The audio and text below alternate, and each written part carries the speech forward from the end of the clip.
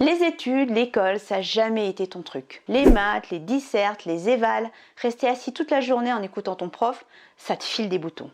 Et pourtant, tu dois reprendre une formation parce que ton patron te l'a demandé, ou alors parce que tu veux évoluer professionnellement et que tu veux avoir un job plus intéressant et beaucoup mieux payé. Dans cette vidéo, je vais te donner une chose à savoir pour ne plus revivre l'enfer de l'école.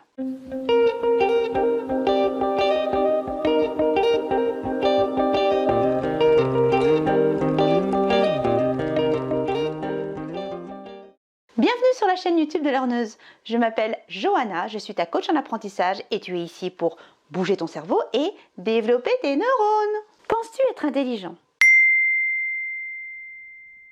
Et d'abord, sais-tu ce que c'est que l'intelligence? L'intelligence naturelle, pas artificielle. Le psychologue Howard Gardner définissait l'intelligence comme le potentiel que tout humain possède pour utiliser l'information d'une certaine façon, trouver des solutions aux problèmes et fabriquer des produits et services utiles pour sa communauté. Pour Howard Gardner, nous sommes tous intelligents.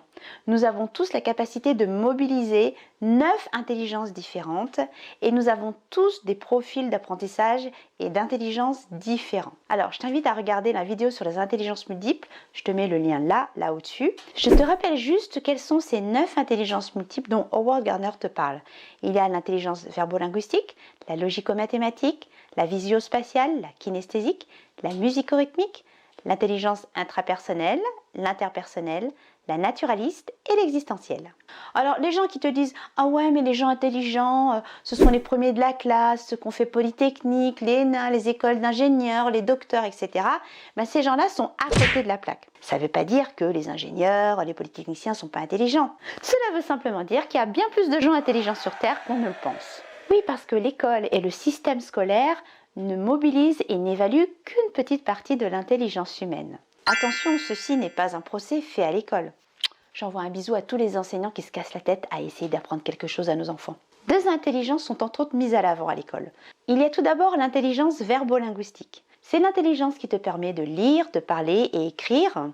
Quand tu as un fonctionnement verbo-linguistique, tu n'as pas de difficulté à rédiger des résumés, des dissertations, des analyses de doc.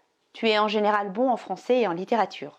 Après, l'école met beaucoup en avant l'intelligence logico-mathématique. L'intelligence logico-mathématique, c'est l'intelligence qui te permet de structurer, faire des liens logiques, de compter. Si tu as un fonctionnement logico-mathématique, tu n'as pas de souci à résoudre des équations, à résoudre des problèmes, à comprendre des probabilités et les statistiques. Une autre chose très importante aussi, c'est que les personnes logico-mathématiques n'ont aucun souci à construire des plans bien structurés pour leur dissertation d'histoire géo, d'économie, de français, de littérature. Ces deux intelligences sont aussi celles qui sont évaluées dans les tests de QI et elles ne reflètent pas à elles seules toute la complexité de l'intelligence humaine. En général, les premiers de la classe ont des prédispositions naturelles à maîtriser tout ce qui a trait à l'intelligence verbo-linguistique et l'intelligence logico-mathématique. Ils vont donc traverser leur scolarité sans trop de soucis. Par contre, si ces premiers de la classe ont passé toute leur jeunesse le nez dans les bouquins, ils sont peut-être passés à côté des 7 autres intelligences qui vont leur être utiles dans leur vie active.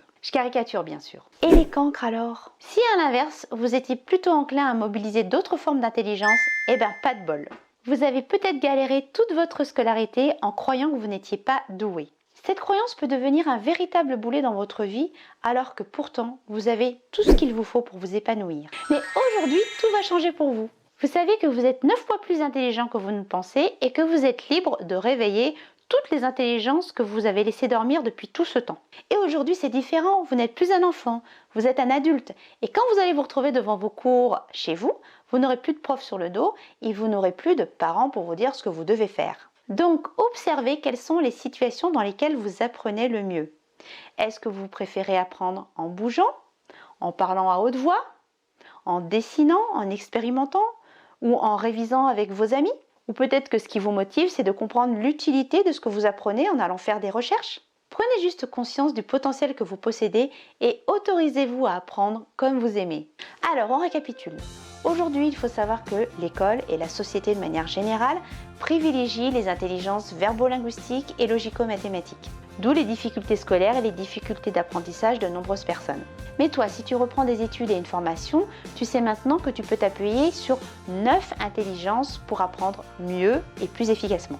Donc non, tu n'es pas nul, tu es intelligent, il faut simplement que tu observes quelles sont les meilleures façons d'apprendre pour toi, quelles sont tes intelligences dominantes. Aujourd'hui, tu es adulte, tu peux t'autoriser à apprendre et réviser autrement que ce que tu faisais à l'école. Pour aller plus loin et reprendre confiance dans tes capacités à apprendre, télécharge tes bonus sur le blog Learneuse, le lien est là en dessous. Et puis abonne-toi et si tu as appris quelque chose, mets un pouce bleu. Bye!